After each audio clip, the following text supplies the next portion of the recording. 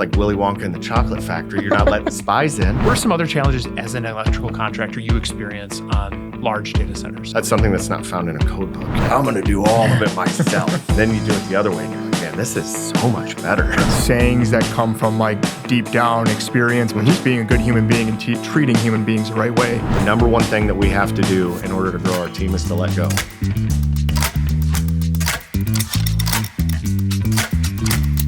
Welcome to the Beyond the Breaker podcast. First off, just thanks for having me. Yeah. And just to answer your question and to give everyone just a peace of mind, these things pretty much build themselves. Oh, okay. So we have nothing else to talk about here. Thank you. Yeah, thank you. Good job. So my name is Nathan Heitmann. I grew up in Southwest Iowa, graduated right in the middle of a huge class of 43. After graduating high school, I moved off to Omaha to go to University of Nebraska. And shortly after that, realized that at the age of 18, college wasn't for me at that point. Whoa. You didn't have it all figured out by then? I didn't. And that's odd to think, looking back. And looking at you now. Yeah. Everyone's like, man, this guy's so polished. So after that, in October 2001, I enlisted in the Army. I need a little direction, need a little time to figure out what I didn't want to do. So I joined the military, did a deployment, got out probably around 2013. And then I was kind of looking for a way, like looking for what my next move was.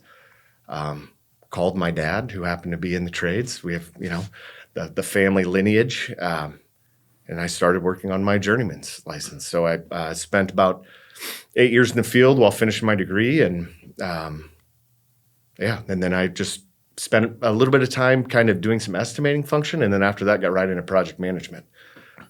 Project management kind of tied the planning pieces together and just like overall like teamwork environment. I kind of liked that. So that kind of pushed me in that direction. It was kind of a different path, but everything that like in the military, they're big on backwards planning. I use a lot of those skills every day to figure out like, what's the objective, planning backwards from that? How do we get through that? How do we accomplish those goals? And then almost 9 years ago, I joined the hunt team for a project in Papillion, Nebraska, which is where I live now. Spent about 5-6 years there, and then about 6-8 months on another one in Kansas City, and then 2 years in Rosemount, Minnesota. And now I'm heading to Lebanon, Indiana, for another one. So It sounds like another gem. Yeah. It's kind of move. They don't say where's the most intriguing place in the world, and let's build it. Let's get there. I think they're looking for like availability of resources, land prices, and then a good workforce. A singular coffee shop. And Yes. Yeah, we have one. maybe a rest area. Yeah. A lot of farmland has been converted. Yeah, I know. Yeah. So, Nathan, when you think about some of that experience, and you walked us through kind of the quick version of the journey, moving into adulthood and then kind of working your way into the industry. When you think about that, are there, any sort of key moments, key skill pieces, things that were like catalysts for the next part of that journey? That's a good question, because I was thinking about this. To get the job, to get the project management job, I had to learn like sequencing of construction, how to build a schedule, how things are built, how things go together. And then when you start getting into more of a leadership management standpoint, you start relying on more life skills aspects, like how I would maybe call them softer skills, like how to interact with a team, how to interact with an individual person, how can you grow and cultivate and develop more talent. And that's something that's not found in a code book. You can't you can't just study the crap out of that and you're an expert. You can watch maybe a couple TED Talks maybe, and you could maybe get a pretty good idea of what needs to happen. Yeah. But you can watch Ted Lasso. I actually every job trailer I've been in, there's a poster from Ted Lasso that I've put in my office. That's the Walt Whitman quote, like, be curious, not judgmental. It's interesting how, the old adage of what took you to get here isn't going to get you to the next spot. And that is so prevalent in the world that I'm in right now, because you can be super good at submittals, RFIs, things of that nature, but that doesn't mean that you're you're going to have to develop. You're going to have to get in the kitchen and you're going to have to cook a little bit to get to, someone who's good at sequencing work or building up resource loaded schedule or whatever. Mm-hmm. And then all of those pieces come together. It's something that, you get to that pinnacle where you're like, yeah, I've got all this figured out. And then they say, we're going to put 15 people under you. And they're all going to have different things. And they're all going to have their different strengths and weaknesses, just like I have my own strengths and weaknesses, and kind of cultivate that together to have a high functioning, high performing team, which is what we have. That is the goal. We want all that stuff. Mm-hmm. And I hope there was like some deep and serious gut check about that. Like, holy crap, how am I going to get this done? Yeah, a little fear might be healthy, maybe. Yeah, when you start realizing that people are coming to you because they're also living life, and they're like, man, I'm really struggling with this, and then you're like, oh, that's not a electrical related question. I have to process that with maybe a different side of my brain. Turn off my electrical switch and go to the person switch for a second. Yeah, and I'll be honest with you, there was a phase there, and I still do this, where like I have to be very upfront and be like, why are you here? And sometimes that may be a little off-putting, but like, what are we talking about? Because you have to use different parts of your skill set. Sure. Yeah. Like, is this about the pipe and the wire? Or is this about your dog? Yeah. Like, for real? Yeah, I feel like we're talking in code a little bit. Can we just, so it's, there's definitely some of that. And I just want to say, like, I'm not an expert in that stuff. And and what's really exciting about that, though, is that's the part of your life and that's the part of your brain that helps you, that you continuously have to get better at, because it transfers to more areas. It makes you a better father, a better husband, a better neighbor, a better member of your community, all of that stuff. You start incorporating that into a work environment, then you're developing culture. You're developing an open area where people can speak their mind and share their opinions. And it's a very, very fun environment that now that I did the whole project management solo lone wolf, like I'm going to do all of it myself. And then you do it the other way and you're like, man, this is so much better.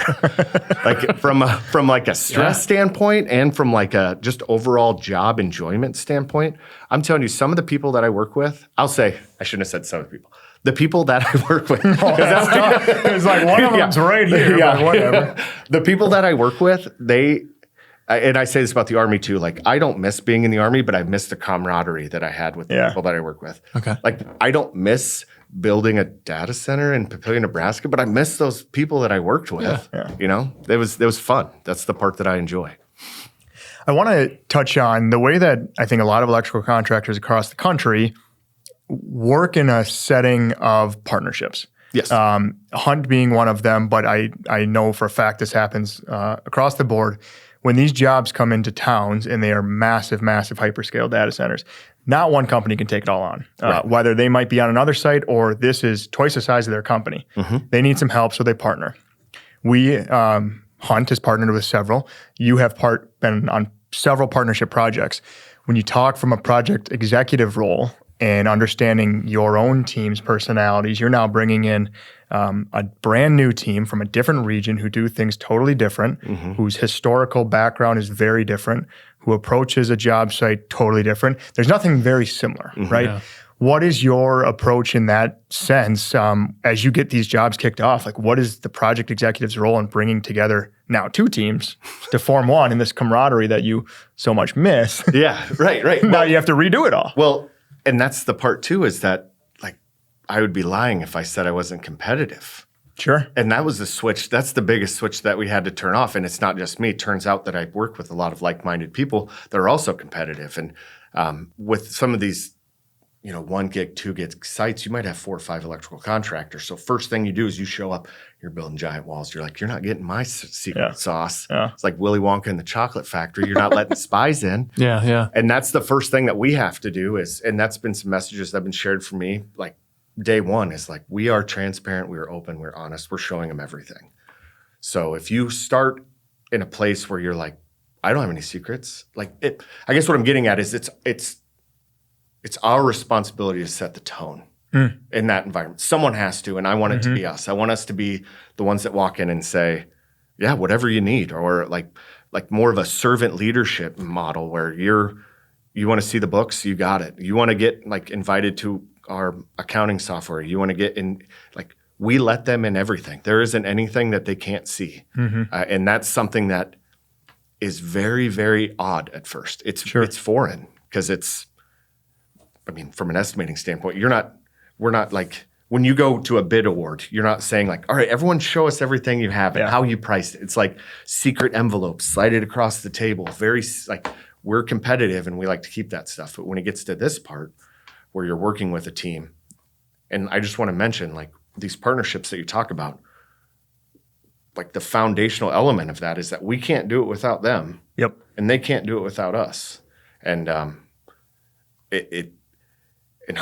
like we have a reputation where we bring that energy, but it's so important to set that expectation early on. If you don't, then like you're going to have to go through some like the storming, norming, forming stages of team building. Yeah. And it's just you have to set that precedence early on. Like I'm not keeping secrets from you. You don't keep secrets from me. We're together in this one. When you're doing that sort of team building, and I mean, we're talking about dollars and cents, and we're sharing labor, and all the data. A lot of trust falls. I can only imagine what that looks like in the job trailer. Yes. But we get the 10 wides. Yes, that's why. Yeah. But I also have to imagine that there are times where we, don't actually get to pick all of our partners, right? The general contractor or the owner is awarding various scopes of work to, multiple ECs out there. And sometimes we don't pick all the other partners on site. Maybe you can share a little bit about how you get over a couple of those hurdles when somebody doesn't want to go quite full kimono. Like, how do you pull them in and help kind of foster that foundation of trust? Yeah. Well, so like I mentioned, there's some modeling that has to be done on our end. Like we model the behavior of being transparent, but it's not always like. I was hoping for like 2 bullet points and then we've solved it. Move on. Boom. As these projects get larger and larger, coming across someone who doesn't work with partnerships it's getting more rare. But then you have a whole new set of problems where it's like, hey, I was in a partnership once 6 years ago and I got burned by doing this. So we need to like armor up around terms or partner agreements or like how we're going to share information or what's billable to the partnership. And it's just something you have to overcome because you go to war with the army you got, not the army you want in every aspect. So like, this is the team. As soon as you realize, like, this is who we have, we're doing this together. People way above me are the ones that kind of make the decision of where we're going to go explore this, where we're going to do new projects. So once that's decided, like you're kind of on an island. And I know, like, in our industry, we use terms like siloed, like in a certain way. Like, I like that. Like, we're on an island. It's us and them versus the world. We've got to figure it out. Like we're here, we're going to figure out how it needs to get done and how we're going to make it work. So yeah, I don't know if I danced around your question enough, but. And I think what comes out is like, there's not a smoking gun. There's not like this magic bullet where it's like, oh, if you just do that one thing, it's going to be perfect. And I think it's just important to understand, like, this is the ad hoc team that you have. This is the agreement. This is the geography. We're going to do the best we can with what we got. And maybe starting with this place of, the intention is trust. The intention is a collective win. Yes. Yeah. Situations are situational, right? Well said. Well said. Yeah. This entire recording is just rife with cliches already. Yes. There's going to be some nuggets in there. Yeah. But yeah, I mean, the situations are going to change, but your culture and your mindset, all of that has to adjust with the times. Like we can't come in with iron fists and say, this is how we do it. No, it's how are we going to do it? Like what works for you? What works for us? Yeah. So when we talk about building this partnership, right, we've gotten to that point, and we talked a little bit before the episode. These sites are so large, you almost feel like you're your own company out there, right? Your partnership just kind of formed a new company. You have 40 plus people just in like office staff per se. And then you have field labor that's in the hundreds of people out there. Yes. Can you talk a little bit about on-site? What does it look like on these hyperscale data centers when we are relating it to an office setup? What a daily schedule looks like for somebody like a PX or a superintendent, and maybe just provide some insight to the listeners and viewers of what that's like. Yeah. So I would say that our biggest obstacle that we have to overcome with the project of this magnitude is volume. I mean, I refuse to like buy into the thought of like, it's just pipe and wire. Because that's it's a little bit more, it's a little more dynamic, but I would say it's just volume. You're dealing with so many people. Like if you think you have if your max head count's 300 and their walking time from the parking lot, like you start thinking of it that granular, like parking lot from the time they park their car to the time they get to the work area, that's 20 minutes times 300 times however many out. I mean, those are big time impacts. That's like 1 million. Yeah, yes. I'm not very good at math. Yeah, I think that was close to 1 million. Yeah, I'm not either. So Yeah, I mean, Nathan? Yeah. I mean, that would be roughly what, 15 grand? Yeah. It'd be 30 grand a day just to pay people to walk in and walk out of a job site, roughly ballparking, which is that times 6-7 days a week, 2 shifts. Like it's just dynamic, and it's so many irons in the fire. So to your point, Andrew, of like project executive, this is going to sound kind of maybe a little off, but like I have to start my day by saying like, there's no way physically possible I can do everything. Like I can't do all the meetings. I can't do all the reporting, because all the things that we have to report to the general contractor and the owner, we have to turn around and we have to report it. If it's a partnership, we have to report it to both partnerships, like leadership, so they understand the health of the project. It's so much reporting, and as a project executive, senior PM, superintendent, general superintendent, you have to understand that you cannot do it all. So the line that I always say is like, if you want to be an individual, you need to go out for the wrestling team, because that's an individual sport. Mm-hmm. What we do from a data center standpoint is not an individual sport. It's 100% team sport. So a lot of the problems that we have to overcome early on, let's say you're taking an APM or a project manager that's been like task driven, and they're doing submittals, or they're doing procurement, or they're doing scheduling, or they're QA/QC driven. When you get them to that leadership role, like that those lessons of delegation are something that it's easier said than done. Like, and for me every day, like I've always been, since I've come to Hunt, I've always been more controls focused, which is weird seeing that I came from the field, but like I've always been more controls focused. And now that I get to my spot now, I have to hand this off to someone and say, hey, you do the monthly budget updates and the forecasting and the cost projections and stuff like that. But this is my baby, so like don't mess it up, you know? Yeah. And that's dig something, into it a little too much, yes, right? Yes, and it's a challenge, and just like it's weird to say that the number one thing that we have to do in order to grow our team is to let go. That's tough to say, and it's true though. You have to delegate, trust, and all that other stuff. Yeah. Does that sort of that mindset you were saying earlier, you know, PX, PM, APM, superintendent, but do you think that also boils down to some of the smaller leadership teams in the field about being able to delegate, let go of some things, and really empower and grow others? Does that go all the way down 100%. To that craft worker, journeyman foreman level? Yeah. If you have a job site that has 400 electricians, you're going to have journey workers that are foremen for the first time, which seems wild, right? Mm-hmm. This is the biggest project that'll be in a specific area, and they have to run a crew of 6 to 10 people, and they've never done that before, and this is their first shot. So how do you get a foreman doing foreman tasks and not a GF that was a foreman? Like how do everyone has to get pulled up a level, and it's tough to do, and you can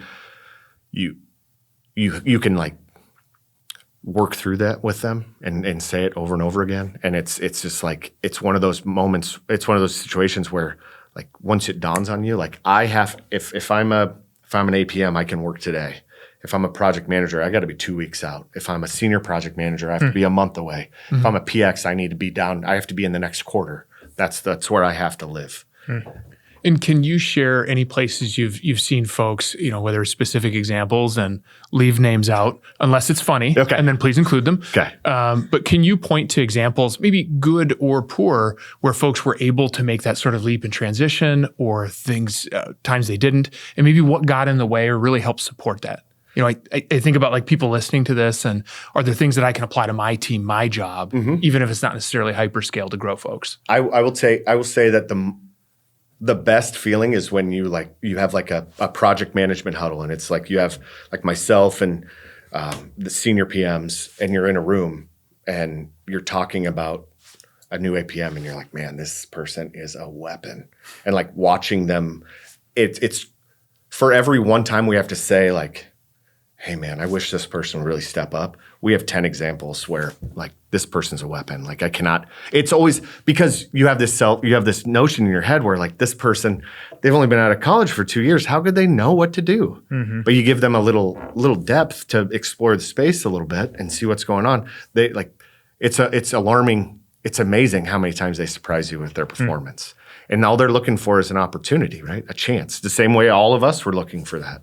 But as you grow, you kind of get like blinders on. You're like, in order for me to get to the next level, I got to check all these boxes first. So you get focused on checking boxes and not so focused on the job itself. Sure. So, and these things evolve. These jobs evolve as they move on. There's opportunity for somebody to grow into a new role just within that job. Yes, 100%. Right? You're talking sheer size of these, the amount of time, 6 days a week. The hours rack up to almost like 3 to 4 years worth of work just in a year and a half, 2 years. So there's opportunity there. What do you see from those who are new leaders as the biggest benefit or the skill set that they have where you really notice, wow, this person is a weapon in your work? Yeah. So that great question, because that's always something. And it's probably hard to tell. It is hard to tell. It's almost like you're like, yep. It's almost if you don't hear things, it's safe to assume that person's a weapon. Yes. Right? Yes. Like things are going good. Yeah. Like they have the skills and abilities to do it. Like, yeah, it's kind of used around here too. It's just like, if you just wait for someone to tap you on the shoulder and say, hey, you're up, like, let's go. But yeah, we have to also be mindful of it, kind of like opposite side of that conversation. If you're somewhere for 3 years and you went to college for 2 to 4 years, and now you're an assistant project manager and you're going to be in a project that's 3 years long, and the whole time you're doing RFIs, you're going to be like, man, this is not for me. Like it's just going to burn you up. So we have to be very mindful of rotating and making sure that everyone gets exposure. And kind of going back to how I was talking about the control side of things, and that was my baby, the project we're on now, like I have to step outside of my comfort zone and say, hey guys, this is how I've done it. And in most situations, they're looking for some like magical wand. Give me the template. Yeah, like what's the template for phasing out a project with a detailed CBS or WBS? And I'm like, all you got to do is learn the concatenation function in Excel, and you too can create phase codes. You can YouTube that. yeah, you could YouTube that. Yeah, it's But yeah, I think that like if you think of like a Bill Belichick, how he would take players and he would focus on key skills and attributes, and he would put them on the field where he needed to be successful. And like Julian Edelman played both sides of the ball, and he had to do that in order to win the game. Like you kind of boils down to just taking some time and having conversations with people and getting to know them. Which I will admit, like my goal for this upcoming project is focused on that more. Like I don't think you can get too much of that. And I'm not saying we're going to be, sitting by the water cooler doing small talk, but it's like the amount of like, you want to know what direction they want to go in. Yeah. And just, you don't know that unless you ask the question. Yeah. So. And you won't know that unless they tell you. Right. I think some people probably hold that back. Or you talk, if I'm just going to do RFIs for 3 years because that's what they said. Well, after a year, did you see an opportunity open up and did you ask for it? Or did you just wait and nobody tapped you on the shoulder because somebody else asked for it first, kind of thing? Taking some initiative. Yeah. Yep, for sure. Do you have one? Oh, yeah. Okay. I got one real quick as we kind of build off that. When you talk about those conversations, what does it look like when you go to our customers on these sites, GCs, owners? Because same thing, everybody has to perform, and it trickles down a little bit. But at the end of the day, it is one giant job site that has the utmost importance of the lights being turned on a date. Yes. No other job has that much importance of a final date. Yeah. So when you talk now about taking your team, making it work with all the other teams on site, even though you kind of have to be competitive with others who are doing something similar, how do you incorporate and make sure that your team is set up to really blend as a job site whole and have those tough conversations? Yeah. I remember being like, when I first came out of the field, and I did mostly like ag-based industrial electrical work. So like a lot of grain elevators, a lot of dryers, a lot of grain dryers. Is it Nebraska? Yes, yeah, shocker, right? Oh, weird. Corn piles, weird. I would drive by these massive sites that were going on. I'm like, man, I bet they are just like I couldn't hang with them. Yeah. And then you get on the site and you're like, oh, these people are just like me. Like they're just like, especially just think of how many projects are going on in this area across the country.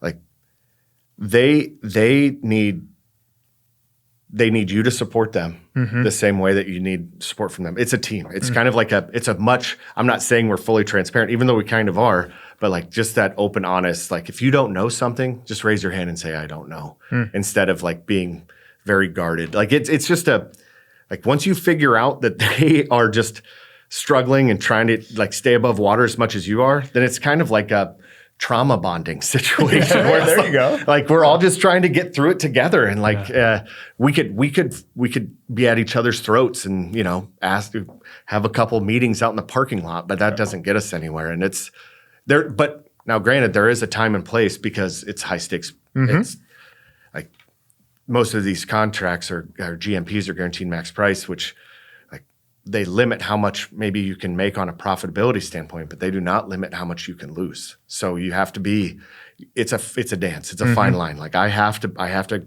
protect my best interests. I got to be able to explain why things are going good or going bad. And but at the same time, you have to optimize the whole because the GC or the owner like needs that to happen. You all got to play in that same sandbox. You got to build relationships. You got to maybe ask a couple questions, get to know someone a little better. Like I would say in the project we're on right now, we were very intentional, and there's a couple individuals that have just been phenomenal at this of like reaching out to people, asking questions. We've already moved people to that part of the world and like running into them at their apartment complex or trying to take them out for lunch or just trying to get to know them. Those small investments on the front end will pay dividends as the project goes on. Just one comment before you go. It's so interesting. The more you talk about it, when you boil it down, like a job kicking off to a job ending is like a company's 50-year run in 2 years. I mean, you talk about it, right? It's the business development point. Hey, we have people going out there. They're not going to be selling stuff when they're out there, but they got to build the relationship. They got to have a conversation at lunch before things get bad in that sense. So when that tough conversation does come up, there's some comfortability. It's not like, I don't know you, but I was told that I have to talk to you about something and I'm pissed. I'm already angry. I'm already mad. I don't like you. You don't, like after someone kicks your door in, you don't want to be like, hi, my name's Nathan. You want to have some level of conversation between those two Nathan, points. I will fix that door, but I got to tell you something first. Yeah, it's, I mean, you're talking about, like you said, like let's say 300 to 400 electricians for us alone. We're going to have over 2,000 craft workers on a project at any given day. There was a time, and I'm probably going to butcher this, and I'm sure that I'm not right, but I know I'm in the ballpark. If he's not, leave it in the comments. Yeah. But I want to say at one point when we were partnering in Nebraska, we were like in the top 20, at least for largest electrical. We would have been rated as in like the top 20 largest electrical contractors. Just that team together on that site, and we weren't even doing one. Which was a temporary arrangement, partnership. Wow, wow, significant. Yeah. So Nathan, one of the things we've talked about in a couple other data center conversations is challenges that those folks encounter. We heard from like the state of Minnesota on some of the permitting jurisdiction, some of the logistics on the front end. We've heard from some of the industry groups about different pushback they get from, I'm going to call them stakeholders throughout the, kind of that organism that is data centers, challenges they have. And, some of those things they've talked about, and I'm going to ask you to share, like, how do you address and contribute to that? Whether it's environmental impact or it's infrastructure impact, temporarily, even if it's just for 2 years, that has a significant impact on a community. All of those folks driving, eating, buying fuel, coffee, et cetera. So what are some challenges there that you guys help support positive outcomes on? And how do we do that maybe as we show up as an electrical partner on a huge job site like that? Yeah. So the one advantage that we have based on how we like to operate is we'll go into an area and we'll partner with someone locally. So like respecting someone's house. Like I'm not just going to go to your house and open the fridge and make a sandwich. I'm going to like ask, So that's like a big part of this for us, because by the time I get there, a lot of the stuff that you're seeing now, like that's already in the rear view. Like hopefully by the time I'm there, excuse me, the land is procured and there's someone ahead of us who's getting the dirt work in a certain position where we're going to start work. But I would say being mindful of your environment is very important. And when I say environment, like you said, petri dish, like you're in a protected world where like you have all these people coming in and they're building stuff and they're leaving. So how are the people that are around that site going to like it if you're not conducting yourself in a professional way, or you're, sending messages, or you're ripping up their driveway or whatever. Like, you know what I mean? Like it's from our standpoint, we can do community outreach. We've donated to local schools. We've had, training with people that are interested in getting in the trades. There's a certain level of community outreach, but like just making sure that you're having a neat, orderly work site where you're at that's visible by anyone who lives in that area, and kind of to send a more positive message. Because right now you don't want them to think that we're just a bunch of hooligans that are coming in and we're gonna, we're not gonna close the door on our way out. We're just like, we want to leave it better than we found it. And yeah. I hope that answers it. But yeah. In a lot of ways it does. And I think I'm glad you kind of answered it in a more generic way, because, it applies to the concrete panel folks. It applies to the dirt work folks. It applies to everybody that's going to be on that job site, whether it's 3 months or 3 years long, and like how to approach that community and understand like somebody else lives there too. And you wouldn't want them behaving that like hooligans if it was in your neighborhood. Yeah. Right. Start out from that sort of like respectful, kind of perspective and go from there. Yeah. I like it. Yeah. It's, in the world of social media and instant news access, like a small incident can make the local news. And I don't want my organization or my team being represented in that way. Yeah. In some ways, the reverse, any news is bad news when we're talking about that on a construction site. Yes, for sure. Yeah. And that really drives from the culture building right away. And actually traces back to jobs previously done. Yes. It's not even the one that's done in that local. It's the one that you did in Nebraska. It's the one that you did in Rosemount. It's reputation and carrying that on and building to a better reputation each time. Right. I mean, it's like in high school, if you were playing a home game, you acted a certain way. But if you played a away game, you might handle things a little differently. Road trip. Yeah. Business trip. Yes, right. So I mean, and that's why I mentioned the part of us partnering with someone locally, is because they know, like we're in their house, we're trying to support them the best we can, and we don't want to make it harder on them. Yeah. I mean, so yeah. Kind of sticking with that theme of challenges, what are some of the other things that you have to overcome? You've talked about like volume, scale, the humanity. How many human beings are on site? Parking for 2,000 people. Yeah.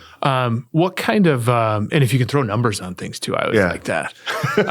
Even though I'm not a math guy. No. I just need you to do the math. Yeah. But what are some challenges that you encounter, whether that's procurement, material laydown, dollars, cash flow? Like, what are some other challenges as an electrical contractor you experience on large data centers? It's usually starts with a conversation with local labor resources. That's usually something, and then there's like the rules that go around. Like, hey, can you guys like have someone drop the material in the building, or does it have to go way over here? And then that helps us figure out like sizing a logistics crew. Do we have to have people that are going to manage the material inside the building or manage it over there?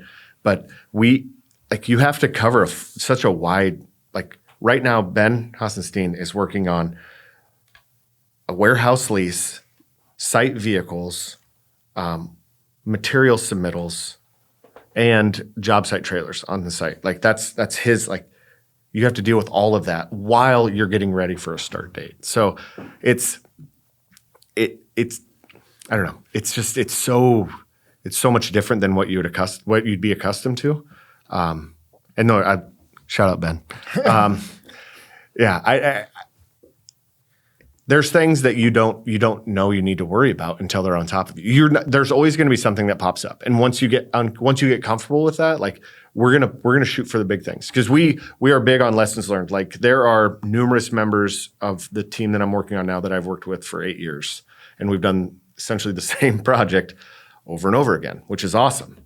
But there's still stuff that shocks us every time. Like, I didn't think of that, and we have to be okay with that. Mm-hmm. Like there's gonna be a booby trap that pops up once in a while that we weren't accounting for. Mm-hmm. But then we're going to write it down, and we're going to make sure in most instances, we're going to write it down. We're going to hyper focus on it for the next project. And then guess what? A different one, a new one. You forgot. Hey, learning opportunities abound. Yeah, you're going to get the Suez Canal. You're going to get a pandemic. You're going to get Chinese New Year. You're going to get all these other things that pop up, and you're like, oh, and like somehow that impacts you. And mm-hmm. Yes, yeah. Or you're like. Our biggest resource are the people that we work with, from the craft all the way up to project leadership or management. Those are the people that you have to really keep an eye on, and that you got to take care of and make sure that you're accounting for what they're doing. Yeah. Well, we've covered a lot. I think we don't want to. We're getting close to wrapping up. Okay. We'd love to continue. Yeah. But you've hinted at, some quotes. You've dropped Bill Belichick in here. Yeah. And you are... I'm a big one-liner. Yeah. You are a guy who has a lot of good sayings that come from like deep down experience, but mm-hmm. just being a good human being and treating human beings the right way. Is there anything that you wanted to leave as kind of a final message, whether it's about building a team, whether it's about a career path to a project executive, whether it's about the Nebraska Cornhuskers, I don't care, whatever. I mean, Yeah, so in 1970, they won their first national championship. Yes. Please walk us through every running back. Yeah, Bob Devaney was the coach. I mean, I think it's just like trying to make sure that you maintain a little bit of grace, because if there's someone struggling, there's probably a time in your life where you were going through something similar. Mm-hmm. And this isn't like coming at that from a lens of like, oh, when I went through that, this is how I'd fix it. It's just being human and like dealing with it. But I did kind of joke earlier about situations are situational, and everyone needs to understand that across the board. Like this is going to happen. We're going to deal with it. In a world where like you're living in just such high pressure and like there's deliverables every day, and you have 10 to 12 meetings that you're not going to make it to half of them. Like you have to trust the people around you. And the sooner you can get comfortable with the people you're working with and building that team, the better off you're going to be. And also I would say for anyone who's like, when I was starting off and I was an assistant PM, I would look at people above me and I'm like, man, I can't wait to do that, because when I do that, I'm going to crush it. That's what was just me. Like I thought like, I'm going to be so good at that when I get there. And then you get there and you're like, man, that one little sliver of what I witnessed that person do, yeah, I am crushing that, but I didn't see all this other stuff that's happening behind the scenes. And I'm sure you guys can relate to that too, right? Like that's like I have a 13-year-old son that looks at me like, do you know anything? I should be learning from you. Yeah, this guy, like, he's the age where you are currently the dumbest human he knows. Right, yeah. So Accept this.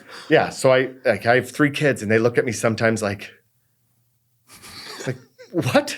Like you're responsible for me? And I feel that way now as a leader. Like I look at people and I'm like, oh, how did I get here? But I say that just to be like, don't rush. Like learn while you can. Take everything as an opportunity. If you're an APM working at submittals, like be the best at that. Mm-hmm. Find a way to improve the process. I'm sure, Ben, you can appreciate that. Like improve how we do things. Think outside of the box. Like all of that stuff. Like it's what do they say? It's a journey, not a destination, right? And that's exactly how they say it too. Yes. But I also life hear is you. a journey, Ben, not a destination. I'll try and keep it in mind. Yeah, let's stay light. Yeah. But I also hear you, kind of, you keep going back to that, be graceful about it, be patient with that thing. And I think I'm hearing you say, be patient with yourself. Mm-hmm. Give yourself a little bit of room to maybe not get it perfect and, make some mistakes and own them. And some of that might be coming from me because I grew up with an older brother who had just, like I was a short-fused young man. Like I was quick to red face land, if you know what I mean. So maybe that's why I focus on that, because I identify that in myself. Yeah. Like, ooh, Nathan, if you're in a meeting and you're getting like your ears are getting hot and your mouth is dry, maybe you just need to take a breath. Yeah. And maybe that's why I focus on that so much. That's okay. But it works for you. It works for me. And maybe that's the message that we need to focus on. Like situations. Guess what? They're situational. And yeah, I think that you're going to have, there's been since I've been with Hunt and since I've been with this organization, I've spent more time figuring out who I am through executive coaching, through like just reflection, through leadership opportunities. Man. That's helped me get to this. And it's all part of the journey, right? Appreciate that candor. Yeah. Nathan, I got one last one for you before we get out of here today. And one of the things that we've been trying to do, especially this season on the podcast, is talk with whatever level of detail and specificity about connecting people and opportunity. Everyone hears data centers, data centers, data centers. There's a bajillion of them going on. Mm-hmm. There's so much work for craft workers and project management folks. What would you want to offer as ways that folks could maybe tap into that market wherever they are, or maybe steps they could take along that journey to go check out some of that opportunity for themselves? Yeah, and like I mentioned before, I just what I'm doing right now professionally, how I'm providing for my family, what I'm doing every day was not on my bingo card at 18 years old. I didn't know it existed. I just thought like you'd be a farmer or a banker or a teacher, like there's 3 jobs on the planet and that's it.